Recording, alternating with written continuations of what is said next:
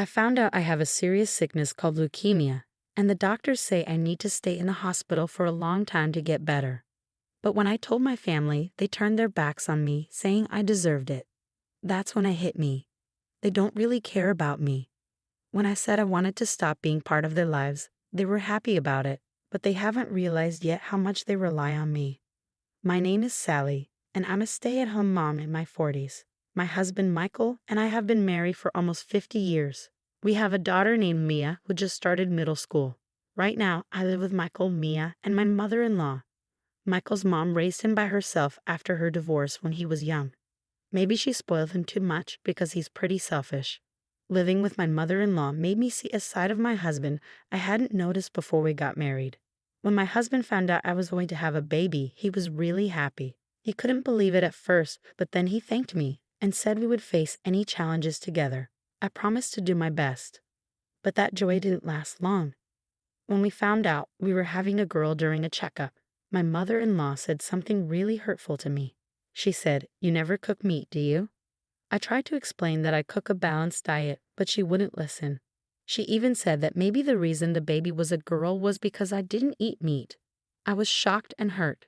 She kept saying we only needed boys and that having a granddaughter was the worst thing. She even called me useless. I tried to tell myself that as long as the baby was healthy, it shouldn't matter if it was a boy or a girl. But as time went on, my hopes were crushed. My husband started acting distant too, maybe because he was listening to my mother-in-law. He began treating me differently, and it hurt. "Michael, do you want to go shopping for baby stuff when you're off next?" "Do I have to? It's our baby, right?" "I want us to pick things out together." "Fine, but let's stick to the basics. Babies cost a lot, and we need to save." "Then buy what you want with your own money." I had minimal income during maternity leave. I have to save for our child's future and cover clinic bills and baby expenses. I had to go along with what Michael and my mother-in-law said and only get the necessary baby stuff. I worried they wouldn't love our daughter when she arrived. But after Mia was born, Michael and my mother-in-law adored her. They loved her even more than I expected, so I stopped worrying. I planned to focus on parenting for a while. But when Mia turned 2, Michael told me to go back to work. I thought it would be okay since my mother-in-law loved Mia too. But when I returned to work, both my mother-in-law and Michael showered even more love on Mia. Michael started spoiling her, just like my mother-in-law had spoiled him. I tried to teach Mia right from wrong with love, but it seemed she didn't see it that way. Before I knew it, Mia didn't like me and preferred to be with my husband and mother-in-law. "Hey Mia, it's time for kindergarten. Let's go together." "I don't want to go with Mommy. I want Grandma." "Mia, Mommy has to work too. Let's go to kindergarten together, okay?" "I hate Mommy. I love Daddy and Grandma." "Mia, please don't say that." "No, Mommy, just go away." Mia's words were really hurting my feelings. My mental health was suffering because of it. But my husband and mother-in-law didn't try to stop her. Instead, they looked at me like I deserved it. These tough times continued for about 10 years. Even in middle school, Mia hasn't changed. She avoids me and sticks to my husband and mother-in-law. And because of that, she's become uncontrollable. She screams and breaks things when she doesn't get her way. When I try to discipline her, she yells back at me. "Mia, can we talk? Did you take money from my wallet?" "Yeah." "So what? You're my mom. You can give me money, right?" "Taking without asking is wrong." "Please give it back." "No way. It's your fault for not getting me the Gucci wallet. I want it for my birthday. You're only in middle school. You don't need expensive things yet. I can get them when you're older." "I want it now. Why don't you understand, you old hack?" "Mia, don't talk like that." "You're so annoying, Grandma. Mom is being mean to me." When I scold her, Mia turns to my mother-in-law for help. And my mother-in-law sides with her, blaming me too. "What's wrong, Mia? Did Mom upset you again?" "Listen, Grandma, she won't get me the Gucci wallet for my birthday, and she won't give me money either. Can you believe it? That's not fair. Your mom is being stingy. Grandma will get you the wallet next time, okay?" "Yay, thank you, Grandma." "You're welcome." "I love you, Grandma." Mia happily hugged my mother-in-law. Branded stuff is too much for her age, I thought. I disagree with my mother-in-law. "Wait, Mom, Mia is still in middle school. Shouldn't we hold off on buying her expensive things? I suggested. But maybe not yet. You're so stingy. I feel sorry for Mia having you as her mom, my mother-in-law snapped back. Every day, my mother-in-law spoiled Mia, buying her whatever she wanted. My husband did the same, filling our house with expensive stuff Mia barely used. Besides Mia's issues, there was another problem in our house. My mother-in-law's spending. I noticed she kept buying strange rings and bracelets. When I asked, she said a friend recommended them, but I suspected it was an MLM scheme. I wondered where she got the money since she was always buying things for Mia. Turns out, she was borrowing from banks. When I confronted her, she brushed it off, saying it wasn't my concern. I grew to hate dealing with family problems, so I threw myself into work, often working late. My husband and mother-in-law criticized me, but I didn't care. I just didn't want to be home. Then one day, I collapsed at work. Tests revealed I had leukemia, likely brought on by stress. I needed long-term treatment, so I was hospitalized. I called my mother-in-law from the hospital. I'm sorry to bother you, but I collapsed at work. I've been diagnosed with leukemia, and I need to stay in the hospital. You have leukemia? I hoped she'd be at least a little concerned about my illness. But that hope quickly faded. It's a good thing you finally got seriously sick. I was shocked by my mother-in-law's response. What? What are you saying? I asked. I've been annoyed with you every day. This serves you right, she said callously. That's a horrible thing to say. Hold on, let me talk to Mia. I asked to speak to Mia and my mother-in-law handed her the phone. What? Mia's response was something I never expected. Mom, are you sick? She asked. I'm sorry, Mia. I have to stay in the hospital for a while, I explained. Mia's reply crushed me even more. I'm actually glad. It's better without you bothering us. You're always mean to me. That's why you got sick. You deserve it. Are you serious right now? I couldn't believe what I was hearing. That's incredibly cruel. Everyone would be happier if I stayed sick. I have to tell Dad about this, I said to Mia before she hung up the phone. In that moment, I felt like giving up on my family. I had reached my breaking point. I decided I would be the one to cut ties with them. Mia was my daughter, but I endured so much pain to bring her into this world.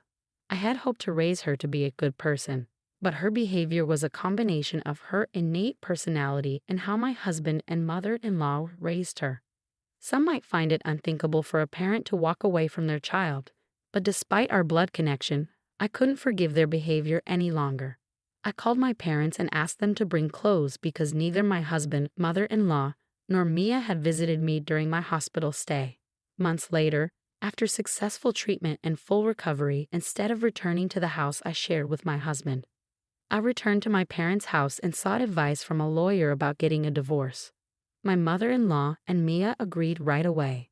Michael was hesitant at first, concerned about public perception, but eventually agreed under pressure from my mother-in-law and Mia. Since he cooperated, I was able to get a divorce and claim compensation.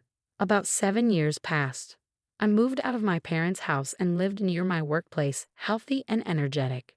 Then, out of nowhere, I got a call from Michael. His voice sounded exhausted, and he quickly jumped into his problem. Hello, Sally, can you come back? What? Why all of a sudden? Things are tough for me right now. What do you mean? My mother, she's in a huge amount of debt. Michael had just found out about my mother-in-law's debt and reached out to me for help. The debt, which had been ignored for so long, had grown to a significant sum, and my mother-in-law could no longer keep it hidden from Michael. To my ex-husband's anxious plea, I replied calmly, You're only noticing now. She's been in debt since I was there, from way back. It seems she got caught up in an MLM scheme. All the money she spent on spoiling Mia was borrowed from banks. I can't believe it. I had no clue. I tried to warn your mother several times, and I even tried talking to you about it. But every time, you just brushed it off. But not telling me about the debt is terrible, isn't it? If I had known earlier. Don't say that now. After all, I was in the hospital, and none of you even visited me once, remember? I'm sorry for that. Just help me out this once. What are you talking about? I snapped, losing my patience. My emotions boiled over, and I found myself shouting at Michael. Do you think you can just apologize and everything will be okay? When I was sick and needed help, you abandoned me. I regret ever marrying you. My anger subsided, replaced by a sense of release. I had finally let out everything I'd been holding in. You should end up in debt like your mother and suffer for once. Please, calm down. I'll apologize. Shut up. It's disgusting to start relying on your divorced ex-wife now. In the background, I could hear Mia's voice. Then she took over the phone, sounding sad. Mom, Grandma's in trouble because of her debts. Please help us. It's not my problem. Don't ask me for help. Mia didn't give up, despite my quiet refusal. Dad's struggling to repay Grandma's debts. I might not be able to afford college tuition and might have to drop out. Is that okay? So, Mom, why are you acting like this is someone else's problem? Your own daughter is in trouble. Daughter? Who? Mia's words made me chuckle. Just as she faced trouble, she emphasized she was my daughter, even though she never called herself that before. What's so funny? Michael asked. I was just thinking about how you suddenly claim to be my daughter when you're in trouble, after calling me names all this time. That's not fair. I'm your biological daughter who's in trouble, you know. But I don't have a daughter. What? No, Mom. I made that decision 7 years ago when I was hospitalized. I don't need a family like you anymore. We're divorced, so we're just strangers now, okay? Mom, please don't say that. Stop. Don't call me Mom because I'm not your mother. You should live happily with your father and grandmother who's in debt. Don't ever contact me again. You're just a burden in my life. With that, I ended the call and blocked their numbers to ensure they couldn't reach me again.